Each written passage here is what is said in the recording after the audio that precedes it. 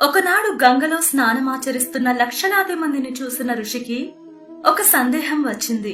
వెంటనే గంగా నదిని అడిగాడు, అమ్మా, ఎందరో ఎన్నో పాపాలు చేసి నదిలో మునకలేస్తున్నారు. వారి వారి పాపం వదిలేస్తున్నారు. మరి ఇంత పాపభారం ఎలా మోస్తున్నావు తల్లి అని. అందుకా తల్లి, నాయనా, ఆ పాపభారం నేనెక్కడ మోస్తున్నాను?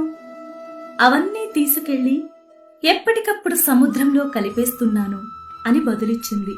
అయ్యో, అన్ని పుణ్యనదులు ఇంతే కదా, పాపాలన్నీ సముద్రంలోనే కలిపేస్తే ఆ సముద్రుడు ఎలా భరిస్తున్నాడో అని అనుకుని సముద్రుణ్ణే అడిగాడు, ఎలా మోస్తున్నావు తండ్రి ఈ పాప భారాన్ని అని.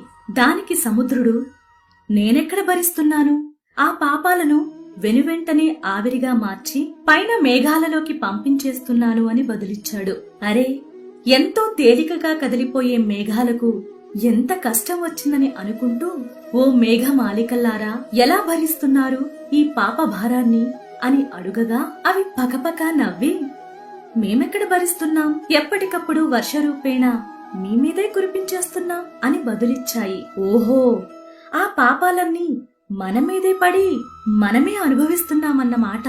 అయితే ఎట్టి పరిస్థితుల్లో కూడా ఎవరు కర్మ ఫలితాలను వదిలించుకోలేమని గ్రహించాడు అక్కడ స్నానమాచరిస్తున్న ఋషి. ఇదం తీర్థం మిదం తీర్థం భ్రమంతి తామస జనాః ఆత్మతీర్థం నజానంతి కథం మోక్షః శృణు ప్రియే. ఈ తీర్థంలో స్నానమాచరించిన పుణ్యం కలుగును, ఆ తీర్థంలో స్నానమాచరించిన మోక్షం కలుగును. తీర్థ స్నానమునకై పరుగులిడెడి మానవులు భ్రమకు లోబడిన వారు. ఆత్మజ్ఞాన తీర్థంలో స్నానమాచరించని వారికి మోక్షమెటుల కలుగును అని ఈ శ్లోకం అర్థం. కర్మ కర్మాణ నశ్యతి కర్మ అంటే కర్మ అనేది కర్మతోనే నశిస్తుంది.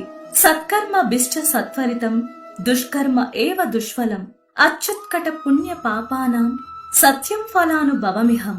ఈ చోట కర్మ ఈ చోటే, ఈనాటి కర్మ మరునాడే అనుభవించి తీరాలంతే.